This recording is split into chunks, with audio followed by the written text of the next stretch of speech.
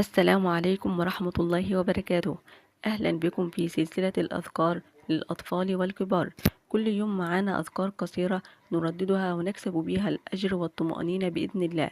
اليوم معنا أذكار الاستيقاظ من النوم.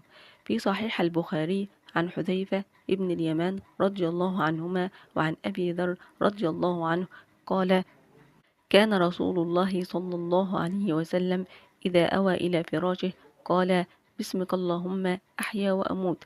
وإذا استيقظ قال: الحمد لله الذي أحيانا بعدما أماتنا وإليه النشور. عن أبي هريرة رضي الله عنه عن النبي صلى الله عليه وسلم قال: إذا استيقظ أحدكم فليقل: الحمد لله الذي رد علي روحي وعافاني في جسدي وأذن لي بذكره. جزاكم الله خيرا. تذكر الأذكار حصن يحميك ويقويك كل يوم بإذن الله، واشتركوا في القناة